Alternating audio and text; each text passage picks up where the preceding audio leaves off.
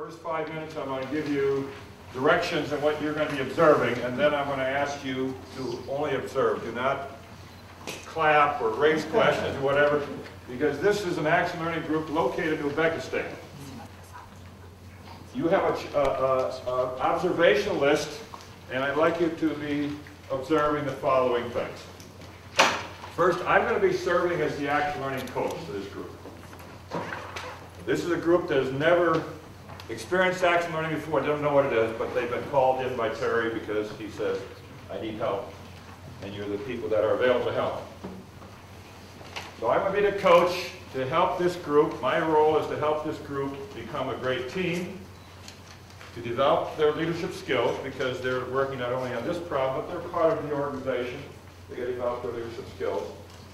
And so I will be developing their skills, being sure that Terry gets action by the end of the 30 minutes, and manage the time so that we get both the learning and the action. The group is going to be, the individuals are going to be asking lots of questions. So observe the questions. What types of questions are they asking? What's the impact? What are the blue questions, the yellow questions, the green? They're going to be asking different types of questions based upon the type of person they are and how they see the world. So be observing the color of the questions, as well as were there any questions you really could see how it impacted the group. Really made it, the group started making a big jump forward, or got some clarity, or whatever the case may be. Okay, everyone on the outside of the group clears what you'll be doing. Okay, we'll say goodbye to you and come back in about 35 minutes. But we want you to be as actively engaged as we can be without interrupting this group. So take good notes, because at the end I will be asking you for your observations. Okay? Good evening. Thank you all for volunteering to help Terry with an important, urgent problem that he has. And we're going to be using a problem-solving process called action learning, which means we're here for two purposes. One is to come up with some great ideas and strategies for Terry.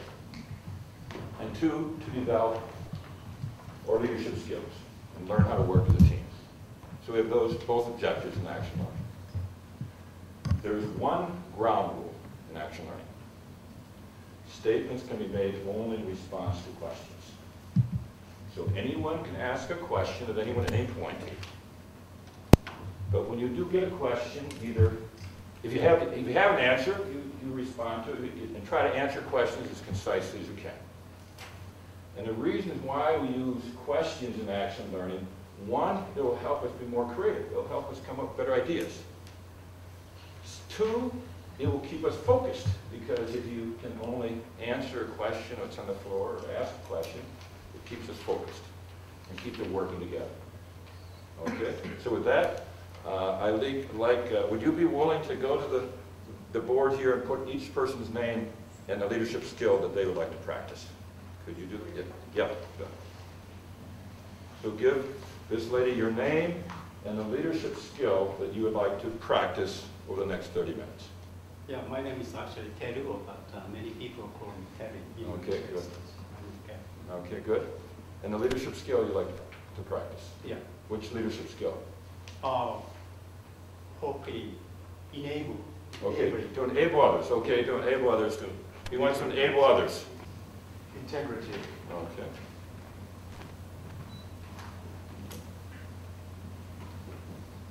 First name is Atsutoshi, so just put the right Toshi, T or SHI. Okay. My name is Kim. And, being creative, connecting diverse ideas. Okay, creative. And so in terms of her ability to connect difficult or... Okay, so at the end of the session, I'll ask each of you how you did on the leadership skill you put out there. I'll ask the other members of the group to give you examples of how you demonstrated that leadership skill. Okay, everybody clear on how we'll work on the leadership skills? Okay, good. With that, Terry, could you take a minute tell us what is the problem you'd like this group to handle? Yeah, before talking about my specific problem, let me explain background. No background, just the problem. Problem. Yeah. How to improve the internal resources and how to utilize internal resources effectively and sufficiently. So is it possible to introduce action line to public sector? Okay, let me turn the problem here, give me strategies. The problem, as you and I discussed earlier, you have a team of people working in Uzbekistan. Yeah. Is that correct? Yeah, I'm participating in a project Right. in Uzbekistan. And what is the problem? Problem is currently the organization is enforced to reduce number of volunteers from 45 to 35. It's a significant decrease of the human resources. Okay, good. Thank you. But still a lot of requirement from donor country. Okay. So we have to provide the same quality of services to With the fewer people. team. Okay. Thank you very much. That's a best. Okay, that's good. And the reason we don't, I asked Terry not to go in great detail. The more detail he provides, so people don't remember things they've not asked about, and they get confused. And he may provide information that has nothing to do with the problem, but he thinks it does. So the coach, you want, where's the urgency? Where's the, where's the hurt, the problem? And you get it, and let the group ask questions, because questions will enable you to hear. We hear what we ask for, we don't hear what we don't ask for. Okay, who is the first question? And Terry, you can ask questions as well as anyone else. Who is the first question? What is the reason why your headquarters wanted to reduce the number of the volunteers? It's the consideration of the constraining budget, limited budget, because as you know, the diet enforce the organization reduce its budget expenditures. That's why. Sure. Anyone can ask a question? Anybody? Has the budget been reduced before? Recently, yes, several years. Due to after Lehman shock, the budget was, showing a very downturn trend in general. Especially our organization failed to justify our activity. So, like Shiwake is very severe cut in our budget. So that's why the number of people is decreasing. So that's my headache. So still, I have to keep my quality of services. So that's why. He doesn't know how to utilize his current resources. Okay? So now we've heard what each of you believe to be the real problem. So I'm going to re-ask the question, give you another alternative. Do you think we have agreement on the real problem? Yes, no, or are we close? What do you think? You think we have agreement? Yes, no, or are we close? No. What do you think? Yes? Close. Close. Close? Yes, Close? Close. Okay. So we're going to work for another 20 minutes, 18 minutes, and then I'm going to be asking Terry what actions he's going to take as a result of this session. So who has the next question? I heard your constraints for why you haven't done that, but is there any way that you actually can do something to utilize your current resources? Oh, yeah. Let me explain this way. That's why I set up a learning team to more collaboration with each other.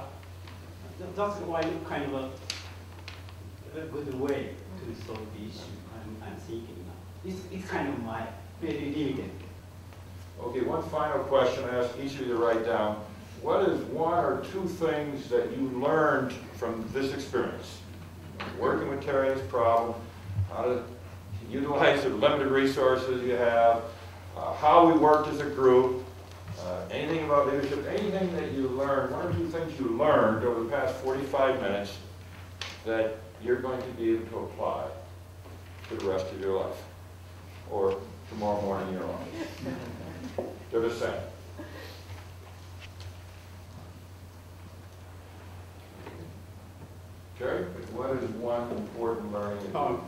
consult dialogue with volunteer members. Okay. So importance of dialoguing with your volunteers to get their ideas. So, okay. Yeah. Good. And what's one thing that you've learned that you're going to apply? If the problem isn't clearly and honestly stated, then you cannot progress or go forward to solutions. Okay, great. Thank you. Toshi? Well, the power of the diversified members, the collective, creating the collective ideas. Okay, value that. Okay, great. Thank you. Let's give our action learning group a round of applause. Thank you very much. Thank you. Thank you. Thank you very much. Thank you. Okay. We worked 45 minutes. Group never worked together before. Terry got some ideas that he feels very grateful for, and the questions will remain in a set, additional questions. I'm quite confident I asked them already have another 3 or 4 ideas. Okay, so let's look at our observations. The rest of his life. That's the power of action learning because of the intensity and the benefit, immediate benefit. The 5th component of action learning is that the group knows right up front, I say we're here for 2 purposes. 1, we're here to come up with some great breakthrough ideas. And 2, we're here to learn. We're here to learn our leadership skills and become a great team and apply it to the organization. All other problem-solving groups have 1 purpose, the action. Only an action learning group has 2 purposes, action and learning. And we can't separate the 2, because you can't get great action without learning, and you can't get great learning without action. Because action learning is built on the element, all of us are born action learners. The moment we're born, we action learn for 2 years. Our first 2 years of life, we all learn how to talk. We can talk 5 or 6 languages at the age of 2. And we all can jump and run and skip and all that. Because we action learn, we act our way to learning. And every action we learn from.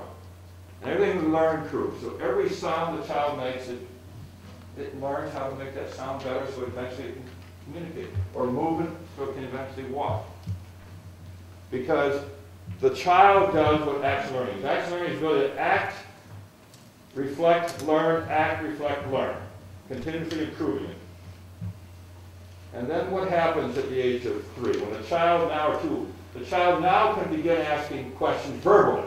Because that's the joy of their life. That's the way they learn how to talk and walk and so forth. They start asking questions. And what did their mom say to them? Stop asking so many questions. I don't have time. You're embarrassing Uncle Joe. And the child stops asking questions. They go to school, we got the answer. They ask a question, they get embarrassed, they don't ask anymore. And they stop asking questions except when they are at a peak performance moment where they have to. Have any of you encountered a great salesperson? When that salesperson is selling a product to you, he is asking questions or constantly saying, what's attracting this person? How can I get this person to buy the product? And they change their presentation and make it unique to you because they're learning in action. And great football players, they're all action learners because they have to adjust to the game as it's being played. So people in great skilled positions use action learning, just like great teams and great leaders do action learning. And the 6th component of action learning, you have a person in the group who's here to make this group a success. Help it learn as a group, help each person develop their leadership skills, be sure we get great actions in the time set aside. So those are the 6 components of action learning. I've gone past my time, but hopefully you saw how it works and how powerful it can be. And we have 5 people who I'm convinced are changed for the rest of their lives. So thank you very much.